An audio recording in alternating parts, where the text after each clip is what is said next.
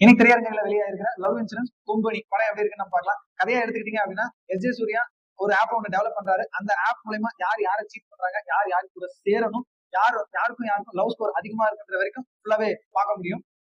அந்த ஆப் வந்து வாய்ஸ் தேடுறாரு. அதுல ஒரு பெக்யூலரான வாய்ஸ் வேணும்னு சொல்லிட்டு அவர் செலக்ட் பண்ற வாய்ஸ் தான் பிரதீப் ரங்கநாதனோட வாய்ஸ். இதுல அவர் பை பாசுவா வராரு. அவரோட வாய்ஸ் கொடுத்ததுனால என்னமோ தெரியல, அந்த ஆப் வந்து பயங்கர ஃபாஸ்டா ரீச் ஆகுது.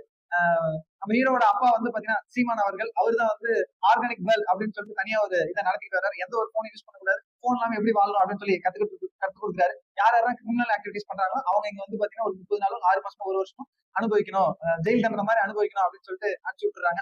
இந்த மாதிரி கதை போயிட்டு இருக்கும்போது ஹீரோ வந்து ஹீரோயினை மீட் பண்றாங்க. ஹீரோயின் வந்து ஒரு மொபைல் அடிக்டா இருக்கிறதுனால எதுக்கு எடுத்தாலும் ரீல்ஸ், எங்க பார்த்தாலும் ரீல்ஸ் அப்படின்ற மாதிரியே சுத்திக்கிட்டு இருக்கிறதுனால இந்த எல்ஐகே ஆப் நீ இன்ஸ்டால் பண்ணாதான் நான் உன கூட பேசுவேன் அப்படின்ற மாதிரி கொண்டு போயிடுறாங்க. இவரும் அவங்க அப்பாவுக்கு தெரியாம அதை இன்ஸ்டால் பண்ணி பேசுறாரு. கடைசியில இவங்க 2 பேருக்கும் லவ் செட் ஆச்சா இல்லையா, இல்ல இவங்க அப்பா மாதிரி வந்து பாத்தீங்கன்னா இவரும் போன் இல்லாம வாழ முடியும் அப்படின்னு சொல்லிட்டு இவரும் அந்த சைட் போனாரா இல்லையா அப்படின்றதுதான் மொத்த கதையாவே இருந்துச்சுங்க. எனக்கு இதுல பிடிச்சது வந்து பாத்தீங்கன்னா ஃபர்ஸ்ட் ஆஃப் பொறுத்த வரைக்கும் பயங்கர ஜாலியா போகுதுன்னே சொல்லலாம்.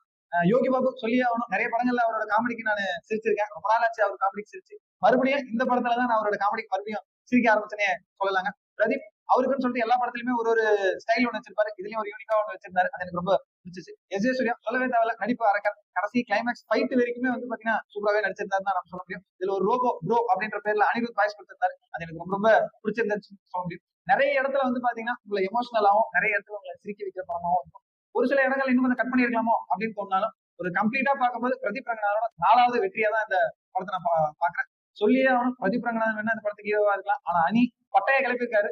12 வருஷத்துக்கு முன்னாடி 13 வருஷம் ஆயிடுச்சு.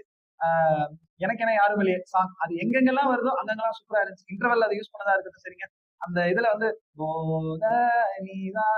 அந்த யூஸ் பண்ணதா இருக்கட்டும் சரிங்க, எல்லாமே பக்கவா மேட்ச் ஆயிருக்கு அப்படின்னு தான் நம்ம சொல்ல முடியுங்க. ஓவராலா படம் எப்படி இருக்குன்னு என்ன கேட்டீங்கன்னா ஒரு மஸ்ட் வாட்ச், ஒரு பிளாக் பஸ்டர் ஹிட் ரேட்டிங்னு சொல்லலாம். பட்ஜெட் பெருசா இருந்தாலும் இந்த படம் ஒரு ஷூ-ஷாட்டான ஹிட்னு நான் சொல்றேன். இதோட ஃபுல் வீடியோ வேணும் அப்படின்னா நம்ம சேனல்ல வந்து பாத்தீங்கன்னா ஃபுல் வீடியோ இருக்கும், அதை பார்த்து என்ஜாய் பண்ணுங்க. தேங்க்யூ.